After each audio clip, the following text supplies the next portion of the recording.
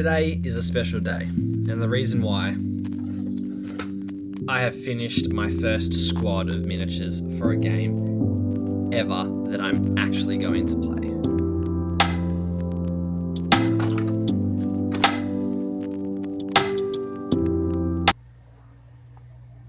February 2nd, 2025.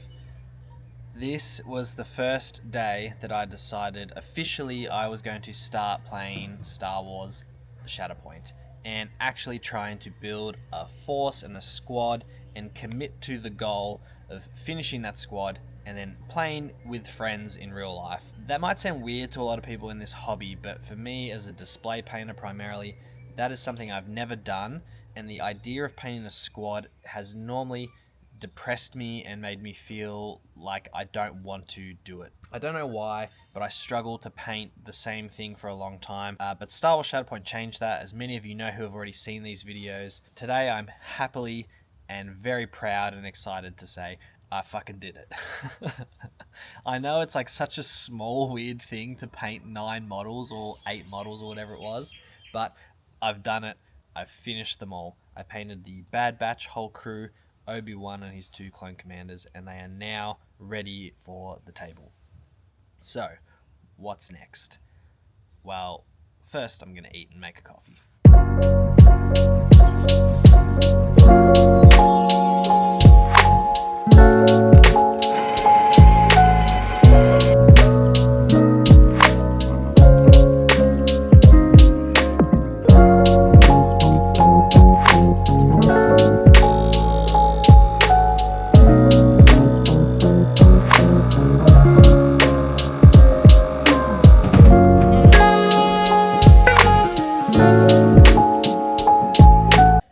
So, I'm so grateful to myself for having the patience to actually stick through with this challenge and actually do it. Today's video, I just wanted to show off the minis because I'm a big believer in celebrating like the small little milestones, because that helps you build momentum to keep going, especially for me. And I'm just going to enjoy that I finished these models and they look awesome. I'm happy with them. Yes, they're not perfect. They are definitely not at my display level standard, at least some of the figures, but that wasn't the goal for these guys. The goal was to get them painted to a standard that I am happy with and comfortable with, and also to enjoy the process of painting, rather than sit down and make it feel like a chore. Every time I sat down to paint one of these models, it was fun. It was a blast. It took me a good 9 months to paint, I think, 8 or 9 minis, but damn, I couldn't be more proud of those miniatures.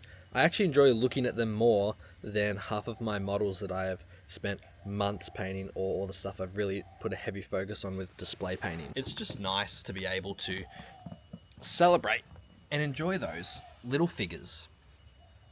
There's something weird too about knowing that this isn't like the end of their journey. Like, I've finished painting them and now I'm going to get to actually play with them, so I'll probably form some other weird emotional attachment to them in the zone when I'm, on the gaming table, or a deep hatred if I lose constantly.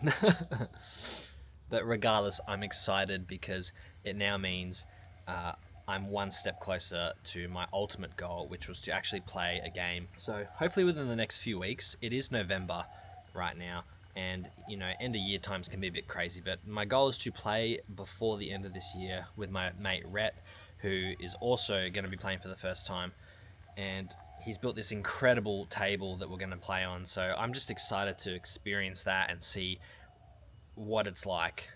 Hopefully get sucked into it, and then this becomes, that's the next 5 years gone. I've learned something through this process and achieving this goal, and that is to not treat my hobbies as if I'm sitting down with a gun to my head.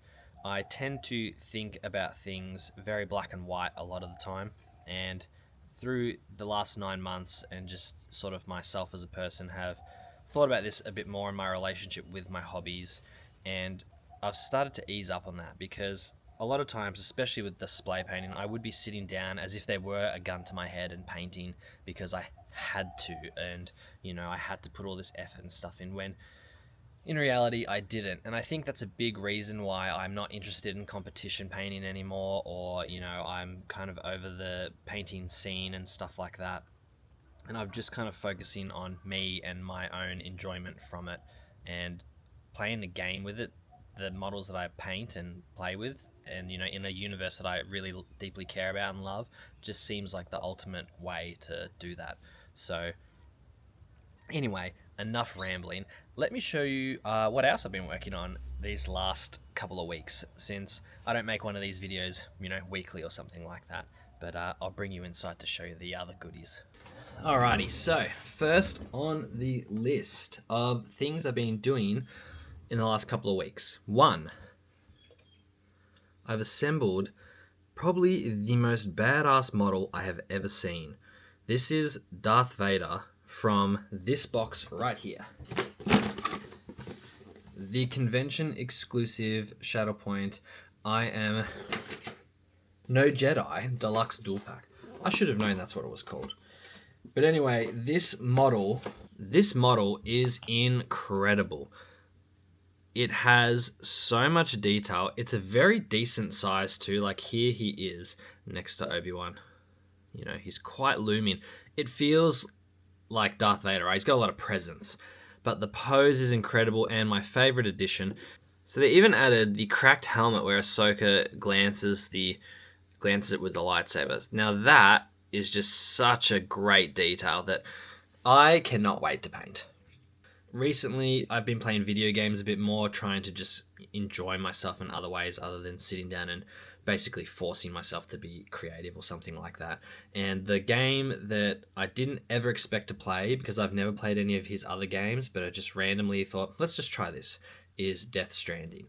And wow, what a weird, trippy game. I'm not very far into it. I'm only about 10 or 12 hours in, but I already love the aesthetic, and just, I've never played a game like that before. I know at the time I got a lot of flack for being like a walking simulator and all this stuff, but for me, that is the kind of game I love.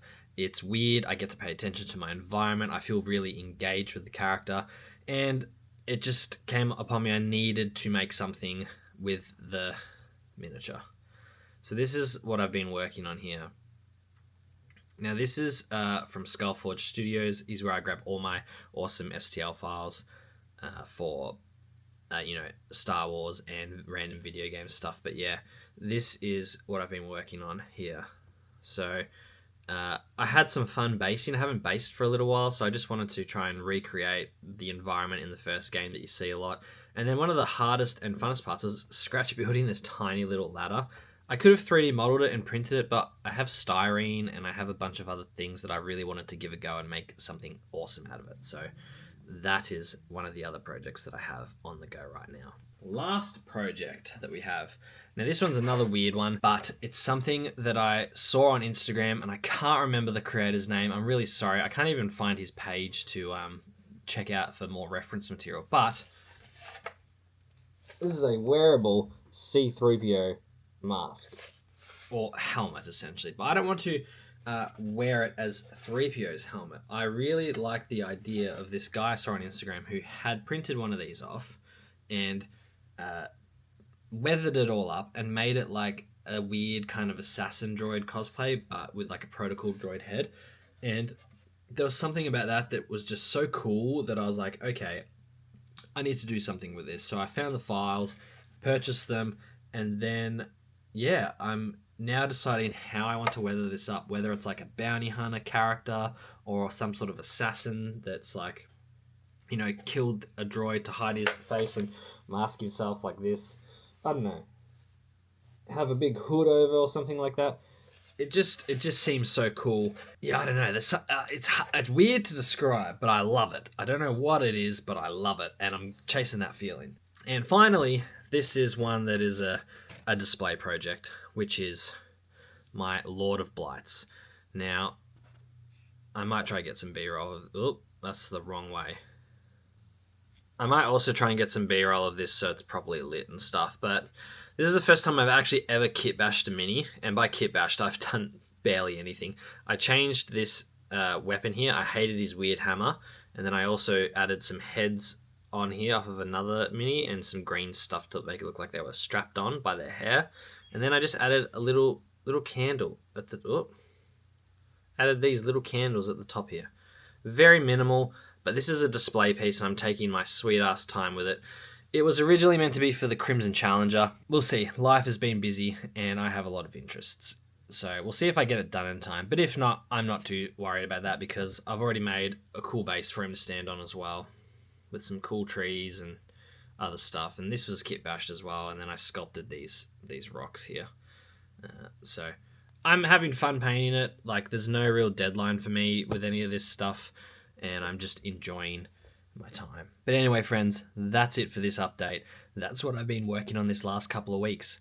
So thank you for sticking around and watching, and I hope to see you in the next one. If you like Star Wars, check out my Star Wars channel with my wife. It's called Bound by Force, and it's where we share everything to do with Star Wars, from vlogs and trading cards and a bunch of other stuff. But if that's not your thing, thank you for watching this anyway.